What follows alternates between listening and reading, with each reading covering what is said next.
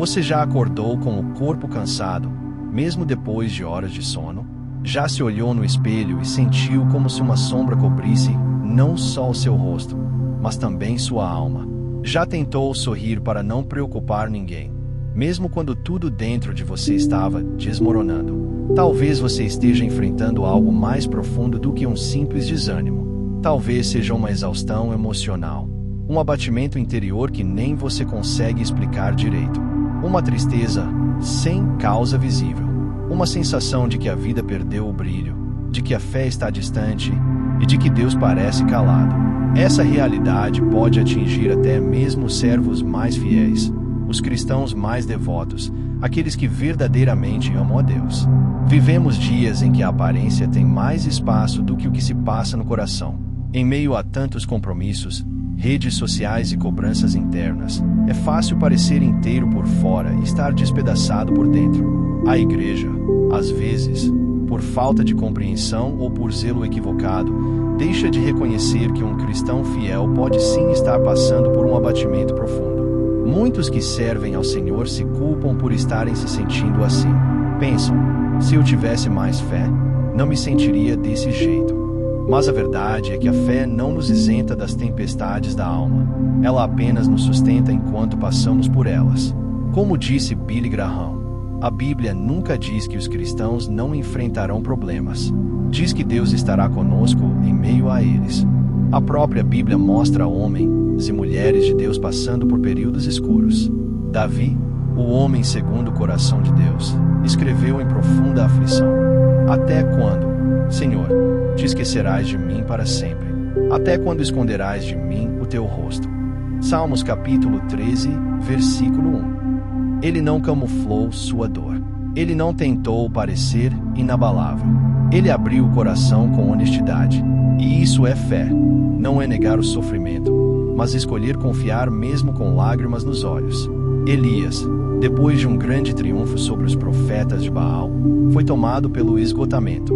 Fugiu para o deserto, exausto, e disse: Já basta, ó Senhor, toma agora a minha vida, pois não sou melhor do que os meus pais. Reis capítulo 19, versículo 4. Um homem cheio do Espírito, agora prostrado debaixo de um arbusto, desejando a morte. E o que Deus fez? Enviou um anjo que não trouxe repreensão, mas sim cuidado. Disse: Levanta-te e come. Reis capítulo 19 e versículo 5.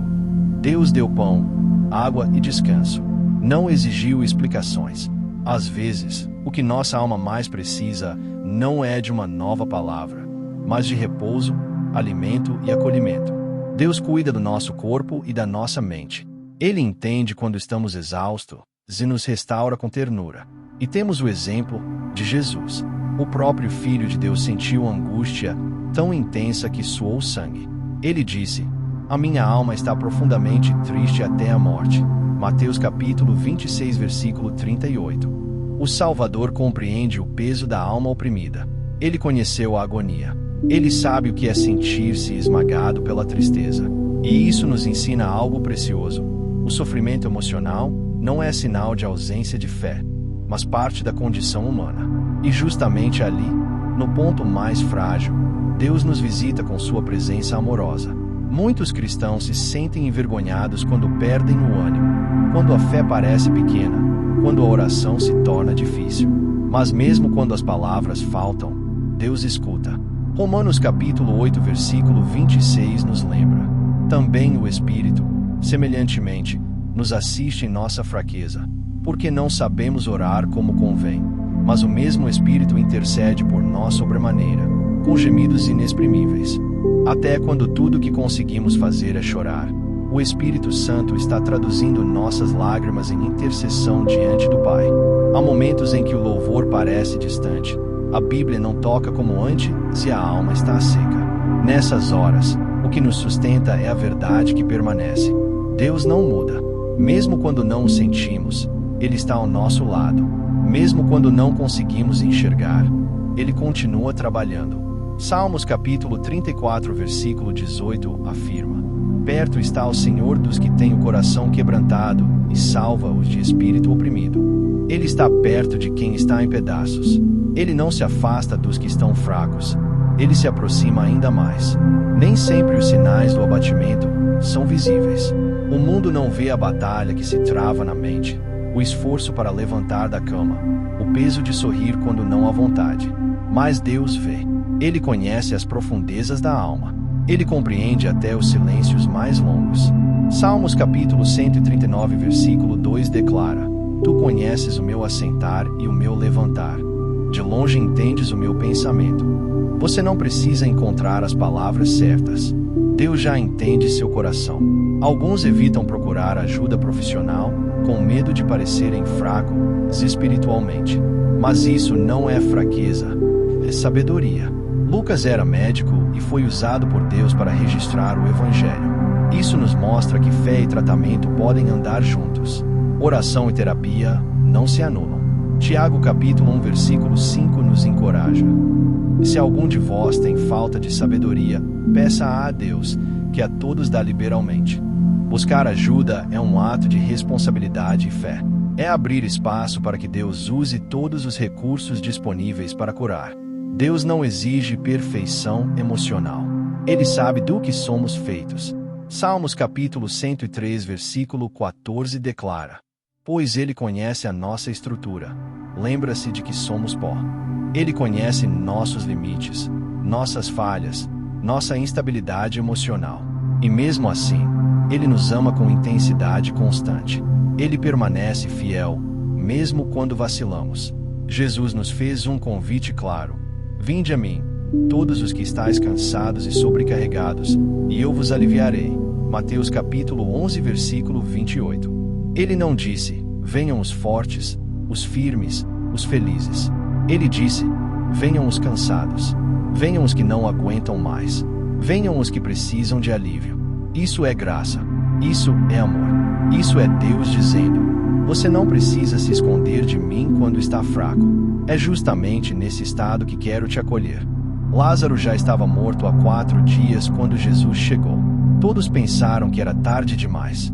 Mas Jesus disse: Lázaro, vem para fora. João capítulo 11, versículo 43.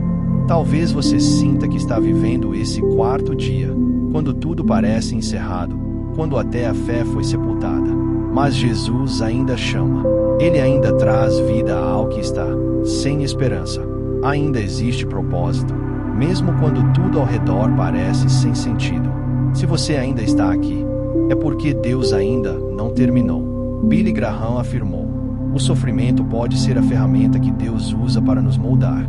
Talvez essa fase difícil esteja formando algo dentro de você. Não é porque a dor tem valor por si só, mas porque Deus tem poder de transformar sofrimento em crescimento, lágrimas em sensibilidade, fraqueza em maturidade. Deus não apenas consola os que sofrem, Ele também cura. Cura a alma fragmentada, cura os pensamentos confusos, cura as memórias dolorosas. O mesmo Deus que abriu os olhos dos cegos e levantou paralíticos continua hoje restaurando o que ninguém mais vê. Salmos capítulo 147, versículo 3 diz: Sara os quebrantados de coração e lhes ata as suas feridas. A dor não é ignorada por Deus. Ela é tratada com o bálsamo da graça.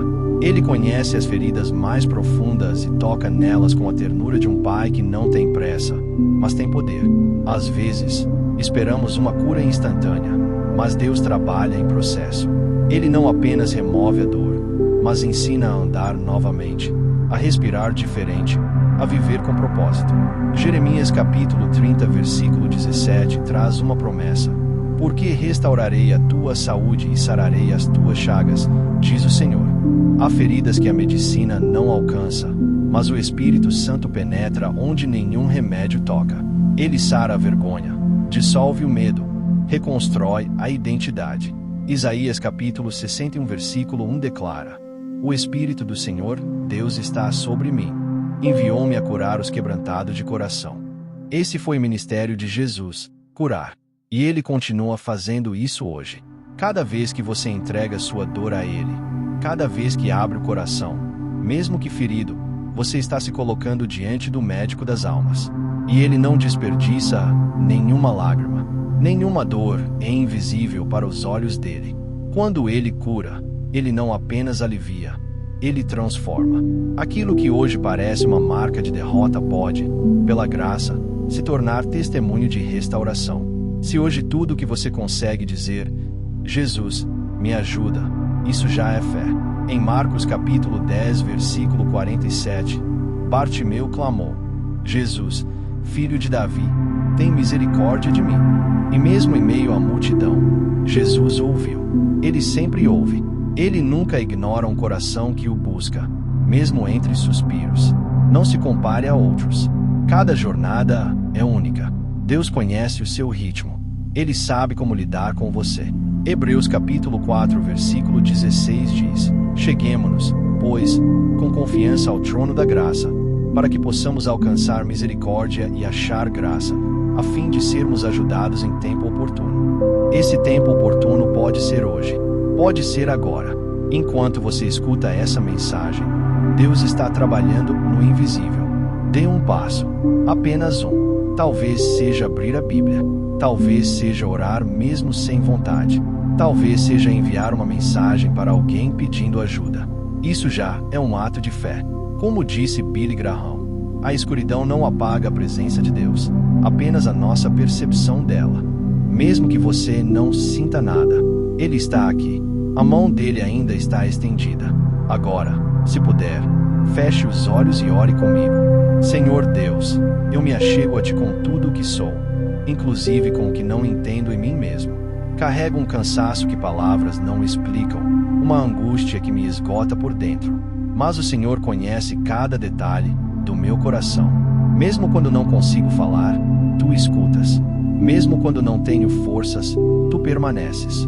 Hoje eu não venho com grandes palavras, mas com sinceridade. Eu coloco diante de Ti o que não consigo mais carregar sozinho. Renova em mim a esperança. Sopra a vida sobre o que está seco. Mostra-me Teu cuidado até nas pequenas coisas. E se eu fraquejar de novo, me lembra que Tua mão continua estendida. Obrigado por me amar mesmo assim, mesmo fraco, mesmo confuso, mesmo em silêncio. Em nome de Jesus, amém. Se essa mensagem tocou o seu coração, escreva nos comentários: mesmo cansado, eu ainda escolho caminhar com Deus. Essa será a sua confissão de fé, um testemunho de que você não desistiu, que, apesar da luta, você continua dizendo: Senhor, eu ainda creio. Você não está sozinho. Deus está aqui, e Ele ainda estende a mão.